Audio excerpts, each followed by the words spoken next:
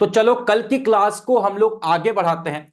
और कल की क्लास में हमने ये सीखा था कि जो हमारे पास इंडियन पार्टनरशिप एक्ट है वो कब लगता है, जब भी पार्टनरशिप में पार्टनर्स के बीच में जो भी अग्रीमेंट हुआ है, अगर वो ओरल अग्रीमेंट हुआ है तो इंडियन पार्टनरशिप एक्ट के रूल्स वहां पर फॉलो हो जाएंगे। मैं फिर से रिपीट कर दूं, इंटरेस्ट ऑन कैपिटल नहीं मिलेगा, इंटरेस्ट ऑन ड्रॉइंग्स पर इंटरेस्ट मतलब ड्राइंग्स पर इंटरेस्ट चार्ज नहीं होगा। इसके अलावा बात करें हम लोग, अगर प्रॉफिट एंड लॉस का जो रेशियो होगा वो उनका आपस में इक्वल हो जाएगा।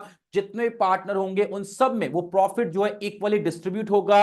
किसी पार्टनर को कोई सैलरी, कोई बोनस, कोई कमीशन नहीं मिलेगा। लेकिन हां, अगर किसी पार्टनर ने फर्म को लोन दिया है तो उस लोन के ऊपर उसको 6% की रेट से इंटरेस्ट मिल जाएगा। इसमें एक पॉइंट और है, और एक पॉइंट यह है कि मान लीजिए दो पार्टनर साथ में काम कर रहे हैं और तीसरा पार्टनर उनकी पार्टनरशिप फर्म को ज्वाइन करना चाहता है एज अ न्यू पार्टनर। तो उस केस में वो तभी पॉसिबल है जब जितने एग्जिस्टिंग पार्टनर है वो हां करें।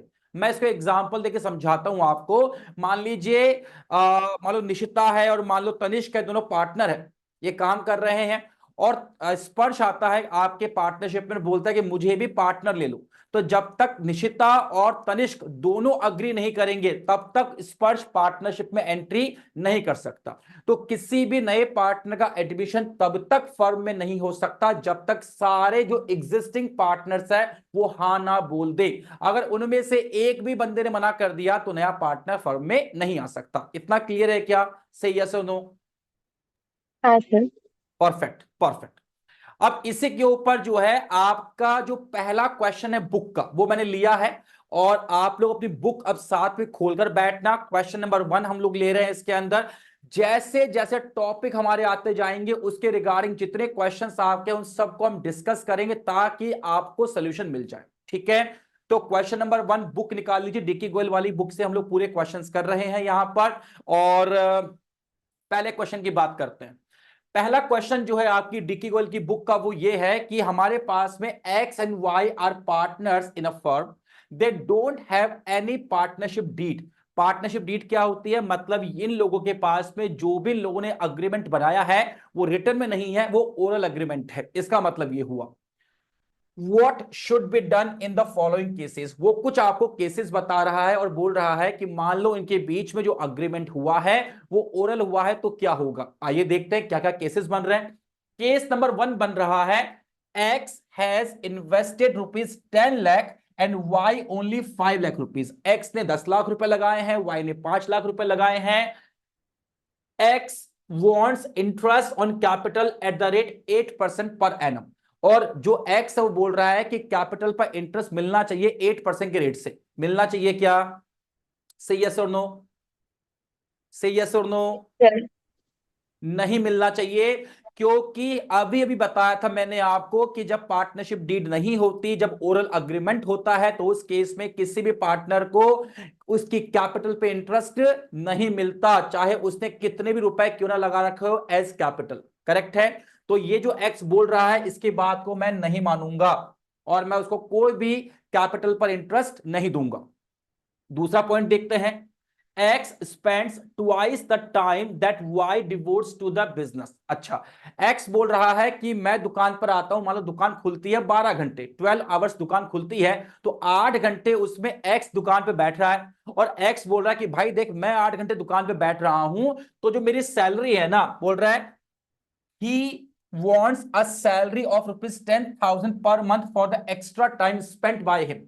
तो बताओ क्या सैलरी मिलेगी क्या? अब वो पूरा टाइम स्पेंड करे कि 1 घंटा स्पेंड करे? अगर पार्टनरशिप डीड नहीं है, ओरल अग्रीमेंट है, तो इंडियन पार्टनरशिप एक्ट 1932 के अकॉर्डिंग किसी भी पार्टनर को किसी प्रकार की सैलरी मिल सकती है क्या? यस और नो? से यस और नो? नो। नहीं मिल सकती। तो सैलरी नहीं मिलता, कमीशन नहीं मिलता, बोनस नहीं मिलता। ओके, तो इसकी डिमांड गलत है।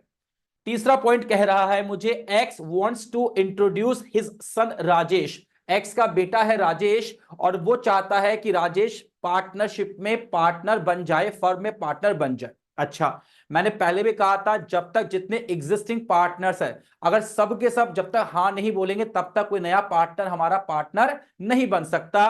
तो यहां पर एक्स अपने बेटे को लेकर आ रहा है फॉर 25% शेयर इन प्रॉफिट, कि उसको जो है प्रॉफिट्स में 25% हिस्सा मिले।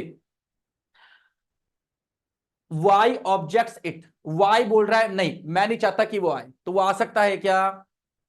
जब तक कि सारे एग्जिस्टिंग पार्टनर्स यस ना बोले तब तक नए पार्टनर को एडमिशन हम नहीं देंगे, according to Indian partnership act 1932। इतना समझ में आया क्या?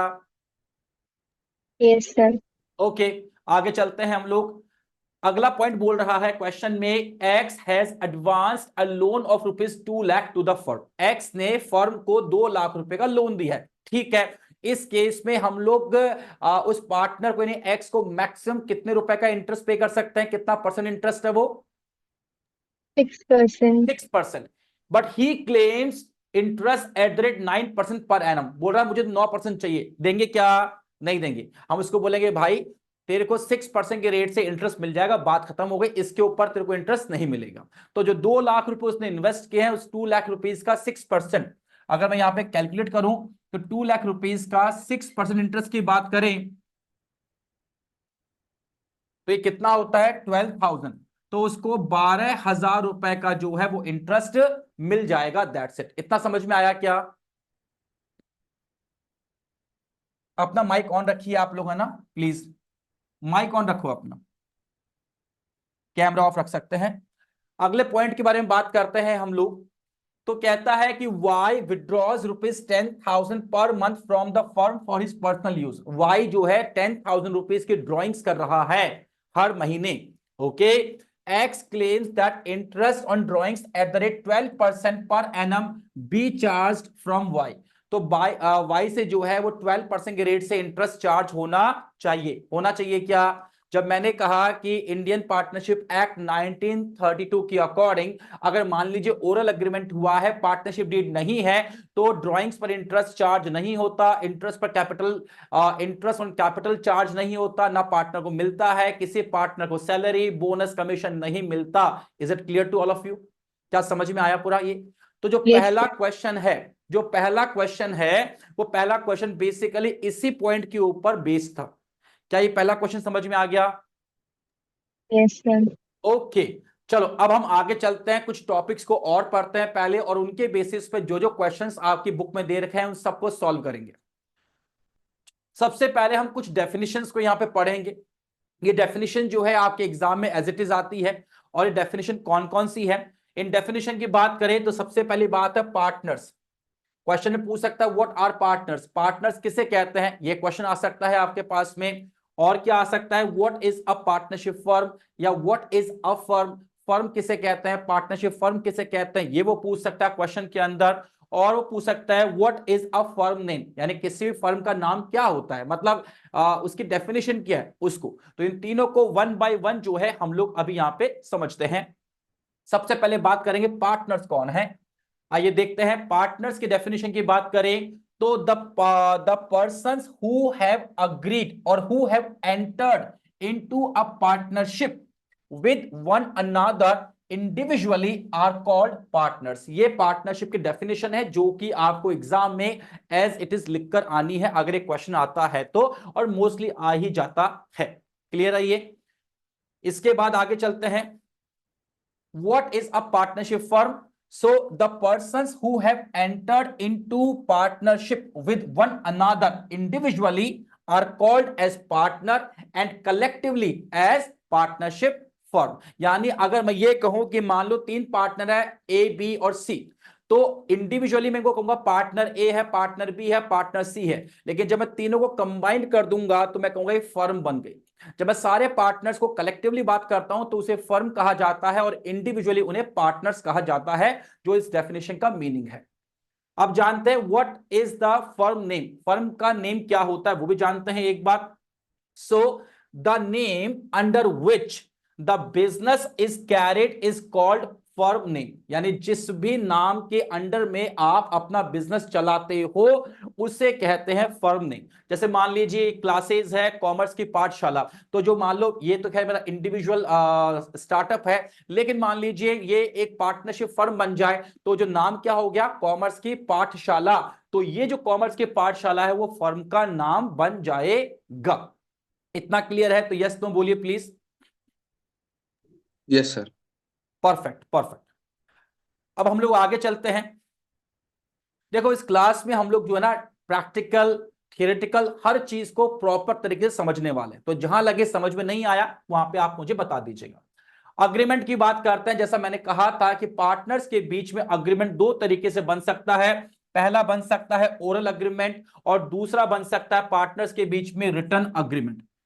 ठीक है, फिर से एक्सप्लेन कर दूं कि पार्टनर्स जब कोई भी चीज बिना किसी डॉक्यूमेंटेशन के लिखते हैं, ऐसे आपस में डिसाइड करते हैं कि ऐसा कर लेंगे ऐसा कर लेंगे, तेरे को 50,000 की सैलरी मिल जाएगी, तेरे को ये मिल जाएगा, तेरे को वो मिल जाएगा, बात खत्म, तो उसे कहता है ओरल अग्रीमेंट।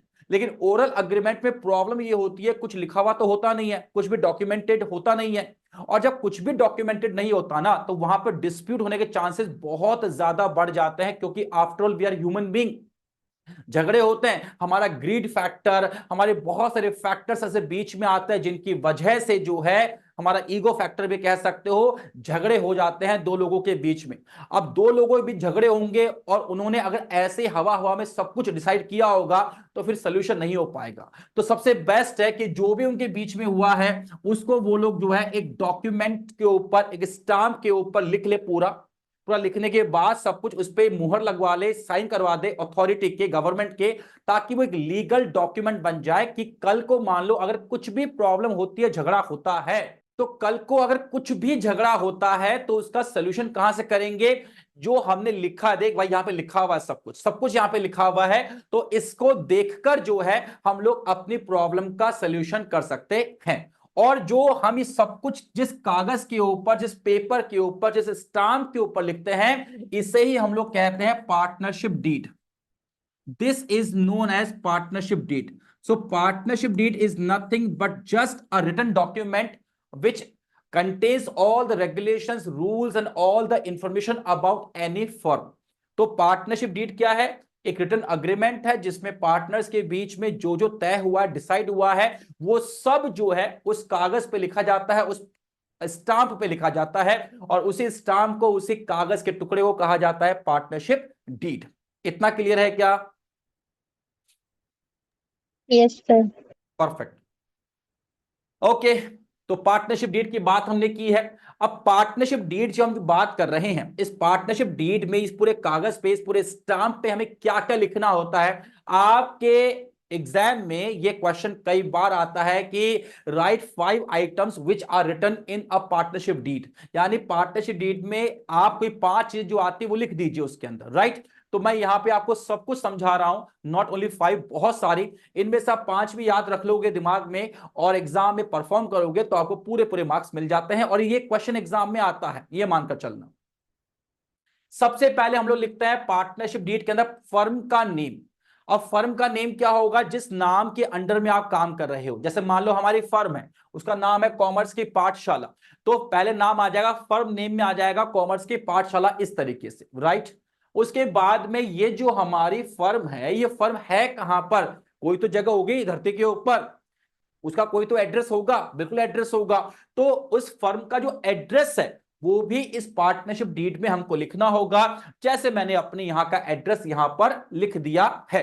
तो इस तरीके से क्या होगा, पहले फर्म का नेम होगा पार्टनरशिप डीड में, फर्म का एड्रेस होगा, और जो आपका फर्म का रजिस्टर्ड नंबर होगा, फोन नंबर होगा, ईमेल एड्रेस होगा, फेसबुक होगा या वेबसाइट होगी, वो सब कुछ इसमें लिखा जाता है ना? अगर हम लोग इसको और एडवांस्ड बना दे तो आगे चलते हैं। और क्या लिखना है इसके अंदर? Nature of the business. अब नेचर ऑफ द बिजनेस क्या, जो हमने पिछली क्लास में एग्जांपल लिया वो हमने लिया था मोबाइल शॉप का, कि हम क्या करेंगे, हम मोबाइल्स वगैरह बेचेंगे, तो हमारा जो बिजनेस का नेचर वो क्या, इलेक्ट्रॉनिक्स में आ गया, है ना, मोबाइल में आ गया, तो वो नेचर ऑफ द बिजनेस माना जाएगा। जैसे मान लो हम लोग जो है वो अपना कोचिंग बिजनेस स्टार्ट करें, तो वो एजुकेशन, उसका नेचर क्या हो गया, एजुकेशन हो गया।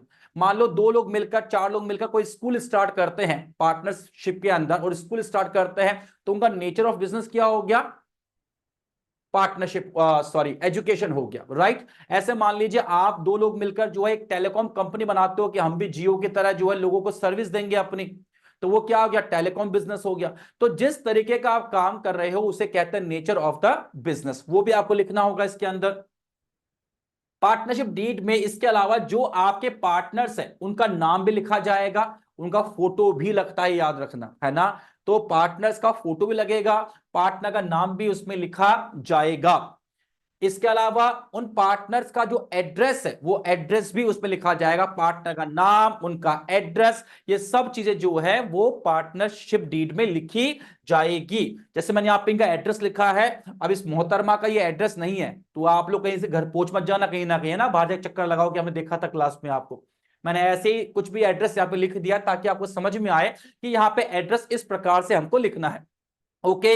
इसके अलावा जो है जैसे इन पार्टनर का भी मैंने यहां पे एड्रेस लिख दिया है, तो पार्टनर का नाम, उनका एड्रेस, उनका फोन नंबर, उनका ईमेल एड्रेस, उनकी फेसबुक आईडी, उनकी वेबसाइट, उनकी एप्लीकेशन, जो भी उनके पास में चीजें वो सब यहां पर लिखी जाएगी। इसके अलावा और क्या लिखा जाएगा, पार्टनर्स ने जो कैपिटल कंट्रीब्यूशन किया है, जैसा हमने एग्जांपल लिया था कि 50 लाख रुपीस की रिक्वायरमेंट थी, उस 50 लाख में 25 लाख रुपीस जो है राजा ने और 25 लाख रुपीस रानी ने इन्वेस्ट किए थे। तो ये लिखा जाएगा उस पार्टनरशिप डीड के अंदर कि साहब रानीज कैपिटल कितना, इतना, राजाज कैपिटल कितना, इतना, वो सब लिखा जाएगा इसके अंदर। इसके अलावा इस कैपिटल पर अगर हमने कोई इंटरेस्ट भी तय हुआ है कि चलो ठीक है पार्टनर्स को जो उन्होंने कैपिटल इन्वेस्ट की है उस पर कुछ इंटरेस्ट पे करेंगे, तो वो इंटरेस्ट की रेट भी इसमें लिखी जाएगी कि हाँ भाई कि 25 लाख रुपए इसने लगाए हैं, 25 लाख रुपए इसने लगाए हैं, तो इसके ऊपर रेट ऑफ इंटरेस्ट कितनी होगी। जैसा हमने प्रीवियस क्लास में देखा था वहां पर हमने 10% अस्यूम किया, तो वो 10% जो लिखा जाएगा that interest on capital will be allowed to partners at the rate 10% per annum, ये लिखा जाएगा उसके अंदर, ठीक है। ओके, हम आगे चलते हैं और क्या क्या देखेंगे इसके अंदर। पार्टनर्स ड्राइंग्स कर सकते हैं कि नहीं कर सकते, ये भी लिखा जाएगा। अगर मान लो पार्टनरशिप डीड में लिखा हुआ है कि पार्टनर्स ड्राइंग्स नहीं कर सकते, तो भैया फिर कोई पार्टनर को अपने घर पे कितनी भी आवश्यकता क्यों ना हो पैसा नहीं निकाल सकता बिजनेस से वो, है ना। और अगर कर सकता है तो लिखना पड़ेगा that partners are allowed drawings, है ना, कि पार्टनर्स ड्राइंग्स कर सकते हैं, उनको अलाउड है, तो लिखा जाएगा इसके अंदर। अगर ड्राइंग्स कर सकते हैं तो क्या फर्म उसके ऊपर इंटरेस्ट चार्ज करेगी, अगर इंटरेस्ट चार्ज करेगी, yes interest will be charged, तो फिर किस परसेंट रेट से इंटरेस्ट चार्ज करेगी वो भी पार्टनरशिप डीड में लिखना होगा, जैसा हमारे एग्जांपल में हमने देखा था 8% के रेट से। इतना क्लियर है सब लोगों को, प्लीज से यस और no. Yes sir. Perfect perfect. Okay, आगे चलते हैं हम लोग। इसके अलावा जो है पार्टनर्स के बीच में जो profit and loss sharing ratio है वो क्या है, वो भी इसमें लिखा जाएगा। जैसे हमने अपने क्वेश्चन में अभी प्रीवियस क्लास में देखा था, तो हमने अस्यूम किया था कि जो उनका रेशियो रहेगा वो रहेगा 2:3 का रेशियो, और मैंने वहां पे एक्सप्लेन किया था, यहां पे फिर से एक्सप्लेन कर दूं। मैं पूछूं कि राजा का या रानी का जो शेयर कितना है, तो रानी का शेयर 2 नहीं है, 2/5 है। कितना है, 2/5 है, और राजा कितना है, 3/5 है। इसका मतलब ये हुआ अगर 5 रुपीज का प्रॉफिट होगा तो 2 रुपए उसमें से रानी को मिलेंगे और 3 रुपए राजा के उसमें होंगे। आगे चलते हैं हम लोग और देखते हैं क्या क्या चीज होगी। इसमें यह भी लिखा जाएगा कि क्या किसी पार्टनर को कोई सैलरी, कोई बोनस, कोई कमीशन मिलेगा कि नहीं मिलेगा। मैं एक बात आपको और समझा दूं कि सैलरी, बोनस और कमीशन इन तीनों को मिलाकर हम लोग कहेंगे रेम्यूनरेशन। अगर मैंने कहा रेम्यूनरेशन तो मैंने उसमें सैलरी की बात भी कर दी, मैंने उसमें बोनस की बात भी कर दी, मैंने उसमें कमीशन की बात भी कर दी, क्योंकि इन तीनों को कंबाइंडली हम लोग कहेंगे रेम्यूनरेशन। और जैसा हमारे एग्जाम्पल में हमने लिया था और हमने कहा था कि 50,000 रुपए की सैलरी यानी 50,000 रुपीज की सैलरी हम पे करेंगे राजा साहब को, और कमीशन जो देंगे 20% सेल के ऊपर, कि अगर ये अच्छा काम करेंगे, अच्छा परफॉर्म करेंगे तो 20% की रेट से इनको सेल पर कमीशन भी मिलेगा। आगे चलते हैं। अब बड़ा अच्छा है, देखिए राजा और रानी दोनों पार्टनर जो है वो काम कर रहे हैं साथ में। अब एक नया पार्टनर जो है वो फर्म में एंट्री करना चाहता है, देखते हैं कौन है। ओह, ये तो अक्षय कुमार है। ओके, अब मान लीजिए जो अक्षय कुमार है वो इन दोनों की पार्टनरशिप फर्म को ज्वाइन करना चाहता है, ठीक है। तो जब भी दो पार्टनर काम कर रहे हो और एक नया पार्टनर चाहता है कि वो फर्म में आकर नया पार्टनर बन जाए, तो इस कॉन्सेप्ट को कहते हैं admission of a new partner, admission of a new partner. तो जब admission of a new partner होगा, अच्छा, कोई भी नया पार्टनर तभी फर्म में एंट्री कर सकता है जब ये दोनों पार्टनर चाहे, in the absence of partnership deed पीछे भी किया था, चलो ठीक है। तो जब नया पार्टनर फर्म में एंट्री करेगा तो उसके एंट्री करने की, उसके एडमिशन की क्या क्या शर्तें होंगी, क्या क्या रूल्स, क्या क्या रेगुलेशंस, क्या क्या कंडीशंस अप्लाई होंगी, वो सब कुछ जो है हमको पार्टनरशिप डीड में लिखना होगा। इतना समझ में आया आप लोगों को? से यस और no? Yes sir. Yes, okay. आगे चलते हैं हम लोग। इसके अलावा गुडविल का वैल्यूएशन, इसको अभी मैं यहां नहीं समझाऊंगा। वैल्यूएशन ऑफ गुडविल एक बहुत बड़ा कॉन्सेप्ट है, और टीएस ग्रेवाल सर ने तो क्या क्या पूरा चैप्टर बना दिया है इसके ऊपर, और डिकी गोयल ने भी इसके ऊपर शायद चैप्टर बना रखा पूरा का पूरा।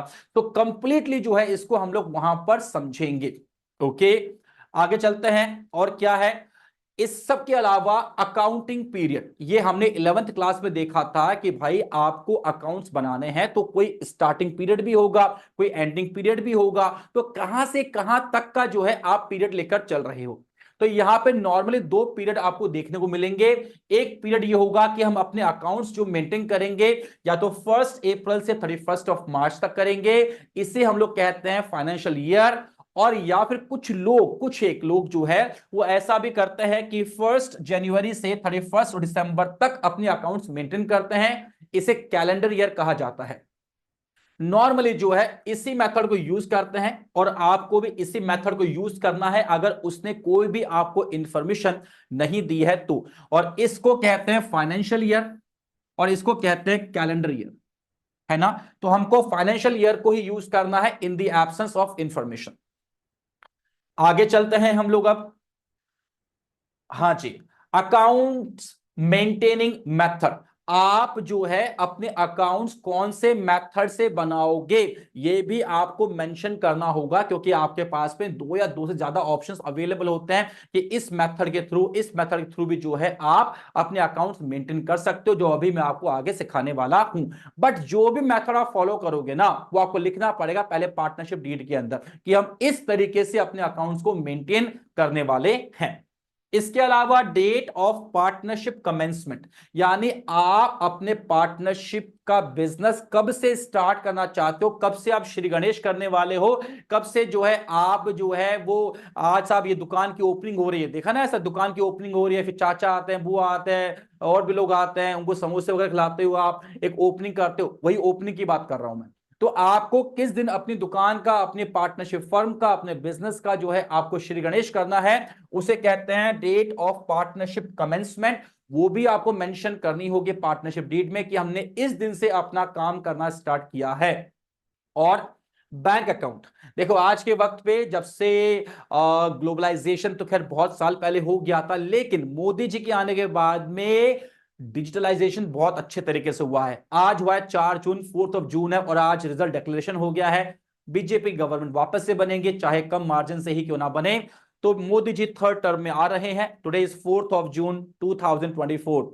ओके, तो बैंक अकाउंट की बात करते हैं। तो देखो, आपको जो भी ट्रांजैक्शंस करने हैं, आपको पैसा लेना देना, स्टॉक परचेज करना, माल बेचना, सेल करनी है। आजकल तो क्या हो गया है, आप मंदिरों में जाओगे तो वहां पे लगा होता है पेटीएम करो, वहां पे भी आपको डायरेक्ट आपको जो है ना पैसा दान नहीं करना पड़ता, पेटीएम कर दो वहां पर भी आप। तो आज के इतना एडवांस्ड हो गए मंदिर भी। तो सोचो हमारा जो बिजनेस है उसमें कितने सारे ट्रांजैक्शन जो है वो बैंक के थ्रू होंगे, बिल्कुल होंगे।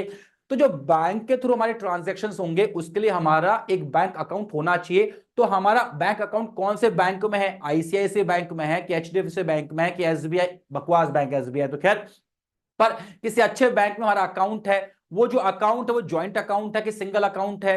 क्या उस अकाउंट को सारे पार्टनर्स ऑपरेट कर सकते हैं? क्या क्या उसको कोई एक ही पार्टनर ऑपरेट करेगा क्या? जैसी भी आपका अरेंजमेंट होगा, जैसी आपकी व्यवस्था होगी, वो आपको मेंशन करना होगा पार्टनरशिप डीड में।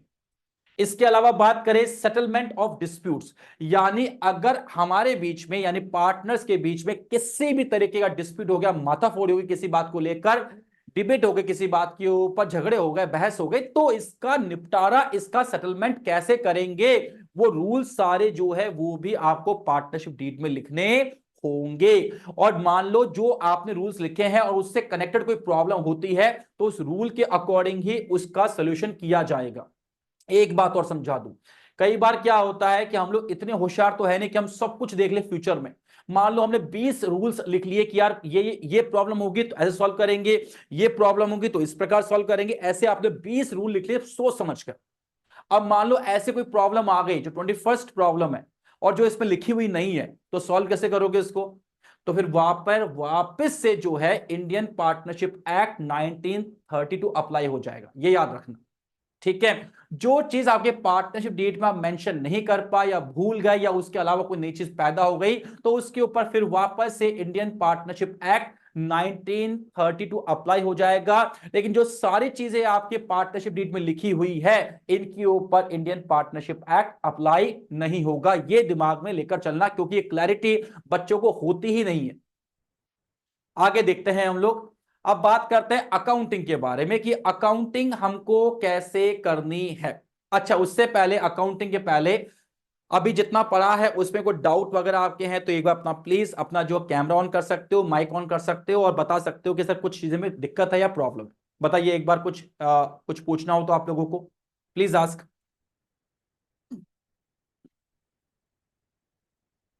माइक ऑन करो एक बार अपना। निशिता, कोई प्रॉब्लम है? नहीं सर। किसी को कोई प्रॉब्लम नहीं है? तनिष्क, कोई प्रॉब्लम है? ऑल क्लियर सर, ओके, सब कुछ क्लियर है, बहुत बढ़िया। तो अब हम लोग आते हैं किस चीज के ऊपर? अब हम लोग आते हैं अकाउंटिंग के ऊपर, and this is very very important, क्योंकि अब यहीं से जो है इन्हीं कॉन्सेप्ट के बेसिस पर जो है हमारे सारे प्रैक्टिकल क्वेश्चंस जो दे रखे हैं, जो कि हम लोग वन बाय वन करेंगे सारे क्वेश्चंस को, वो सॉल्व होंगे। ठीक है, थोड़ा फोकस करके बैठना। अकाउंटिंग की बात करते हैं तो यहां पर जो अकाउंटिंग होगी ना, वो अकाउंटिंग यहां पर आपको दो पॉइंट ऑफ व्यू से करनी है। Accounting from the point of view, किसके पॉइंट ऑफ व्यू से करनी है? दो लोगों के पॉइंट ऑफ व्यू से करनी है। अच्छा, देखते हैं वो कौन कौन से हैं, आइए देखते हैं। सबसे पहले आपको अकाउंटिंग करनी है from the point of view of firm. Firm के पॉइंट ऑफ व्यू से आपको अकाउंटिंग करनी है। जब आप अकाउंटिंग करेंगे तो आपको सिर्फ फर्म, अपने आप को फर्म मान के चलना है। फर्म को किस चीज से प्रॉफिट हो रहा है, किससे लॉस हो रहा है, फर्म का कौन सा एक्सपेंस है, कौन सा उसकी इनकम है, ये सब दिमाग में रख के आप अकाउंटिंग करेंगे। ये आपका फर्स्ट तरीका हो गया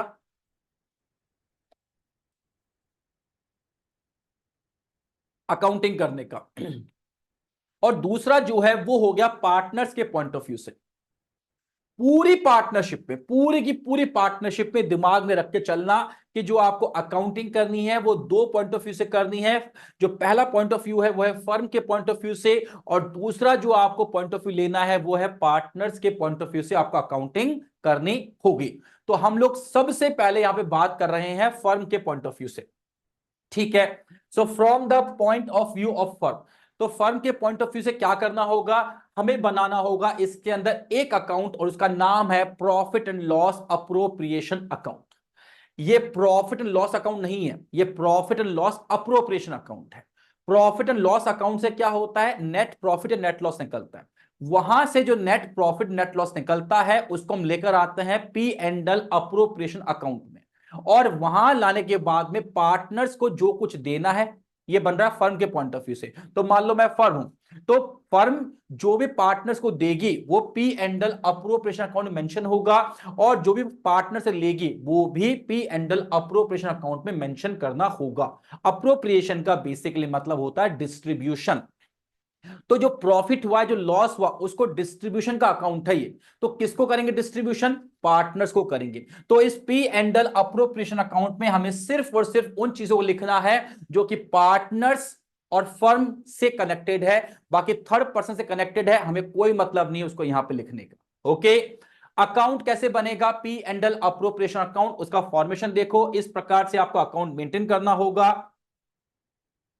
आई बिलीव आपको दिख रहा है कि अकाउंट कैसे मेंटेन हो रहा है। अकाउंट का फॉर्मेट समझ में आ गया। अकाउंट इस तरीके से बनेगा, और आप सभी लोग जानते हो ये साइड जो होती है वो डेबिट होती है, ये साइड क्या होती है? ये डेबिट साइड होती है आपकी, और ये साइड होती है आपकी क्रेडिट साइड होती है। क्रेडिट मतलब इनकम। आपको सिर्फ ये देखना है कि किस ट्रांजैक्शन से फर्म को प्रॉफिट हो रहा है और किस ट्रांजेक्शन से उसको एक्सपेंस हो रहा है, लॉस हो रहा है, दैट्स इट। डेबिट का मतलब ही क्या है, एक्सपेंस है या लॉसेज है, राइट। सीखा ना हमने नॉमिनल अकाउंट के अंदर, all the expenses and losses are debited, right, and all the incomes and profits and gains are credited, वही कॉन्सेप्ट है ये। ओके, सबसे पहले क्या करेंगे, लिखेंगे पर्टिकुलर्स यहां पर, उसके बाद में अमाउंट लिखेंगे यहां पर, फिर से पर्टिकुलर्स और फिर से लिखेंगे अमाउंट यहां पर। तो इस प्रकार से इसका पूरा डेकोरेशन हमको करना होगा अकाउंट का। अभी तक हमने कुछ नहीं किया, सिर्फ अकाउंट का फॉर्मेट बनाया है और उसका डेकोरेशन किया है। ओके, अब चलते हैं इसमें क्या क्या लिखना है। तो सबसे पहली चीज हमको लिखनी है यहां पर P and L account, by profit and loss account. यानी ये प्रॉफिट कहां से मिलेगा आपको, जो भी आपने ट्रेडिंग अकाउंट बनाया होगा उससे आएगा ग्रॉस प्रॉफिट। उसके बाद आपने बनाया होगा प्रॉफिट एंड लॉस अकाउंट, उससे आया होगा नेट प्रॉफिट। तो जो नेट प्रॉफिट वहां पर आया है ना, उसको हमको यहां पर लिखना है by P and L account के नाम से। ओके, ये हमने लिख दिया यहां पर। उसके बाद दूसरी चीज, मैक्सिमम से मैक्सिमम हमेशा मान लो 100% ही मान लो आप, तो इस साइड में सिर्फ दो ही चीजें आती है, एक तो प्रॉफिट आ गया और दूसरा क्या आएगा यहां पर, interest on drawings. Interest on drawings का मतलब क्या हुआ कि अगर मान लीजिए पार्टनरशिप डीड में लिखा हुआ है कि पार्टनर्स ड्राइंग्स कर सकते हैं, अच्छी बात है, तो पार्टनर्स ड्राइंग्स करेंगे। अगर पार्टनर्स ड्राइंग्स कर सकते हैं तो क्या उस पर फर्म इंटरेस्ट चार्ज करेगी, और उस पर लिखा हुआ है कि हाँ इंटरेस्ट चार्ज होगा। अगर इंटरेस्ट चार्ज होगा तो किस परसेंट की रेट से चार्ज होगा, जो परसेंटेज होगा उस इंटरेस्ट चार्ज करके फर्म उन पार्टनर से इंटरेस्ट ले लेगी ड्राइंग्स के ऊपर, और हमें उसको यहां पर लिखना होगा, दैट्स इट। इसके बाद हम लोग आते हैं इस साइड की ओर, और ये साइड क्या बोलती है, सबसे पहले बात करेंगे टू इंटरेस्ट ऑन कैपिटल। अगर पार्टनरशिप डीड में लिखा हुआ है कि हमें पार्टनर्स को उनकी कैपिटल पर इंटरेस्ट देना होगा, तो यहां पर हमें उनकी कैपिटल का इंटरेस्ट कैलकुलेट करके यहां पर लिखना होगा। चूंकि ध्यान से समझना, देखो अगर फर्म, ये बन किसके पॉइंट ऑफ व्यू से रहा है, ये फर्म के पॉइंट ऑफ व्यू से बन रहा है। तो एक बात समझो, जब फर्म जो है पार्टनर से ड्राइंग्स पर इंटरेस्ट लेगी, तो बोलो फर्म की इनकम हुई कि नहीं हुई, बिल्कुल इनकम हुई ना। तो इनकम कहां पे आएगी, इस साइड में आएगी। लेकिन फर्म क्या कर रही है, पार्टनर्स को उनकी कैपिटल पे इंटरेस्ट दे रही है, कैपिटल पे इंटरेस्ट दे रही है, तो फर्म के लिए एक्सपेंस हुआ कि नहीं हुआ, बिल्कुल हुआ। तो डेबिट में आएगा कि नहीं आएगा, बिल्कुल आएगा। तो हमें इसको इस प्रकार से देखना होगा। इसके बाद सेकंड चीज, मान लीजिए किसी भी पार्टनर को अगर कोई सैलरी वगैरह मिल रही है तो यहां पे आ जाएगा, क्योंकि फर्म सैलरी देनी पड़ेगी पार्टनर को, तो फर्म के लिए एक्सपेंस हुआ। किसी भी पार्टनर को अगर फर्म जो है कोई कमीशन दे रही है तो यहां पर आ जाएगा, उसको यहां पर लिखना होगा। और मान लीजिए फर्म बोलती है कि यार देखो, सारा पैसा जो हमने कमाया है अगर सारा पैसा खर्च कर देंगे या सारा पैसा लोगों में बांट देंगे तो दिक्कत है, कुछ बचा के रखो। और ये कॉन्सेप्ट जो है ना, ये कॉन्सेप्ट हमारे बड़े बुजुर्ग जो लोग हैं, जो वो हमें सिखाते हैं इस चीज के बारे में, बेटा देख तू 10 रुपए कमाए ना, तो 10 रुपए में से 6 रुपए 7 रुपए खर्च कर दे, 3 रुपए बचा ले अपने पास में। क्यों, क्योंकि जब तेरा अच्छा या बुरा वक्त, यानी जब भी तेरे को पैसे की नीड होगी तो तेरा ये बचाया हुआ पैसा ही तेरे काम आ जाएगा। और हमें बचपन से ये हैबिट डाली गई है कि हमारे लिए गुल्लक लाई गई है। गुल्लक में हम लोग क्या करते हैं कि हम लोग उसमें ला के 10 रुपए 20 रुपए रोज डालते हैं, तो एक दिन पैसा बहुत इकट्ठा हो जाता है, जिससे हम लोग जाके कुछ भी कर लेते हैं। तो ठीक उसी प्रकार से जो है, यहां पर फर्म बोलती है जितना प्रॉफिट कमाया सारा नहीं बांटूंगी, कुछ बचा लूंगी, क्योंकि फ्यूचर में मान लो मुझे अपने बिजनेस को बढ़ाना है, एक नई दुकान और लेनी है, नया प्लांट लगाना है, नई मशीनरी लगानी है, एक नया आउटलेट खोलना है, मुझे अपने प्रोडक्ट को और बढ़ाना है, मुझे नंबर ऑफ प्रोडक्ट्स मुझे बढ़ाने हैं। तो उसके लिए पैसा कहां से आएगा, फिर या तो मुझे बैंक के पास जाना पड़ेगा भीख मांगने कि भाई बैंक मुझे लोन दे दे, उसकी शर्तों पर मुझे लोन मिलेगा, इंटरेस्ट और पे करना पड़ेगा। तो उससे बेहतर है कहीं ना कहीं अपना पैसा बचाया जाए रिजर्व के रूप में, और उस पैसे का यूज फ्यूचर ग्रोथ में किया जाए। इसके अलावा एक पॉइंट और हो सकता है जो कि आपको नॉर्मली दिखेगा नहीं, पर ठीक है मैंने फिर भी लिख दिया यहां पे, कि मान लीजिए कोई फर्म ऐसी है जो बहुत ही बेनेवलेंट है। व्हाट इज बेनेवलेंट, बहुत परोपकारी है, कहीं ना कहीं बोला हम कमा रहे हैं तो समाज को भी कुछ देना चाहिए, है ना। तो कुछ फर्म्स ऐसी होते हैं, कुछ लोग ऐसा होता है कि ठीक है यार, हम जो भी प्रॉफिट कमाएंगे साल भर में उसका 10% हम डोनेट कर देंगे। जैसे मान लो हमने इस साल 1 लाख रुपए कमाए, तो 1 लाख रुपए का 10% कितना होता है, 10,000 रुपए होता है, वो डोनेट कर दिया, वो गया। उसके बाद 90,000 में सारा खेल हम लोग खेलेंगे। ठीक है, तो अगर ऐसा क्वेश्चन में आता है कि फर्म की पॉलिसी ये भी है कि जितना कमाएंगे उसका 10% डोनेट करेंगे, तो डोनेशन का अमाउंट भी आपको यहां पर लिख देना होगा। इसके बाद हमें क्या करना है, इसके बाद देखो हमें ये देखना है कि टोटल मिला के फर्म ने यहां पर जो है वो कितना प्रॉफिट कमाया, कितना इनकम उसके पास हुई, इस पूरे को यहां पे ऐड कर लीजिएगा। ऐड करने के बाद में ये सारा एक्सपेंस है, इस सारे प्रॉफिट में से, सारे इनकम में से सारे एक्सपेंसेस को लेस कर दीजिएगा। फिर जो बचेगा वो जो प्रॉफिट बचेगा उसे कहते हैं डिविजिबल प्रॉफिट। उसे क्या कहते हैं? Divisible profit, distributable profit. ये किसके डिविजिबल है? ये सारा प्रॉफिट बटेगा पार्टनर्स में जिस रेशियो में उन्होंने बिजनेस को स्टार्ट किया था। जैसा हमारी प्रीवियस क्लास में हमने तय किया था कि 2:3 के रेशियो में राजा और रानी अपना प्रॉफिट डिस्ट्रीब्यूट करेंगे। तो जो भी प्रॉफिट बचेगा उस प्रॉफिट को हम लोग जो है राजा और रानी के अंदर 2:3 के रेशियो में डिस्ट्रीब्यूट कर देंगे। इसी प्रॉफिट को कहा जाता है डिविजिबल प्रॉफिट या फिर डिस्ट्रीब्यूटेबल प्रॉफिट। और वो कहां जाएगा? वो जाएगा पार्टनर्स कैपिटल अकाउंट में। तो यहां पे लिखेंगे to partners capital account, that's it. और फिर इस अकाउंट को हम लोग यहां पे क्या कर देंगे? इक्वल कर देंगे। और इस तरीके से जो है हमारा पूरा ये जो P and L appropriation account है, profit and loss appropriation account है, वो इस तरीके से हमारा यहां पर बनेगा। और ये बनाना किसके पॉइंट ऑफ व्यू से है? फर्म के पॉइंट ऑफ व्यू से बनाना है। अपने आप को फर्म मान लेना। अगर फर्म के पैसा आ रहा है तो आपकी इनकम हो रही है, इधर आएगा, और फर्म को देना पड़ रहा है तो डेबिट साइड में यहां पर आ जाएगा। याद कुछ नहीं करना इसके अंदर, हमको सिर्फ समझना है कि फर्म के पास पैसा आ रहा है कि जा रहा है। आ रहा है तो यहां आएगा, जा रहा है तो यहां आएगा। अब अगर किसी को इश्यू है तो प्लीज अपना माइक ऑन करके बताइए। तनिष्क, समझ में आया पूरा एक एक चीज? तनिष्क समझ में आया? हाँ सर, हाँ सर। थोड़ा फास्ट हो रहा है क्या? नहीं सर, नहीं सर, सही है समझ में एकदम। एकदम सही है ना? ओके, क्योंकि हाँ हमने एकदम। बहुत चीजें कवर कर ली इसमें आज इतनी सी देर के अंदर ही, है ना? परफेक्ट। तो ये है हमारा P and L appropriation account. और इसके ऊपर अब हम लोग जो है मतलब कल के क्लास में जो है इस पर क्वेश्चंस करेंगे। इसके अलावा जो है हम लोग एक चीज में और सीखते हैं कि पार्टनर्स के पॉइंट ऑफ व्यू से अकाउंट कैसे बनाया जाएगा। हम इसको एक बार सीखते हैं, कल हम इसको वापस से एक बार रिवाइज करेंगे। और कल हम लोग जो है वो P and L appropriation account की प्रैक्टिस करेंगे, जो क्वेश्चंस डीके गोयल सर ने बुक में दे रखे हैं। ओके, पार्टनर्स के पॉइंट ऑफ व्यू से हम लोग बात करें तो पार्टनर्स के पॉइंट ऑफ व्यू से टू मेथड्स है, उनके थ्रू जो है उनके अकाउंट्स को बनाया जाएगा। पहला मेथड जो है वो है हमारे पास में फ्लक्चुएटिंग कैपिटल मेथड, और जो दूसरा मेथड हमारे पास में है वो है हमारे पास में फिक्स्ड कैपिटल मेथड। मैं फिर से रिपीट कर दूं कि यहां पर जो है पार्टनर्स के जो अकाउंट है वो दो मेथड से हमको बनाने होंगे। पहला जो होगा वो होगा हमारे पास में फ्लक्चुएटिंग कैपिटल मेथड, और दूसरा जो है हमारे पास होगा फिक्स्ड कैपिटल मेथड। तो आज हम लोग जो है इतना ही रखते हैं, और बाकी जो है हम लोग कल करेंगे। एंड इसकी प्रैक्टिस जो है आप लोग अच्छे से कर लीजिएगा, और कल जो है हम लोग इनके रिगार्डिंग क्वेश्चंस को करेंगे ताकि ये अकाउंट हमको अच्छे से समझ में आ जाए। That's it, correct? चलो मिलते हैं कल फिर।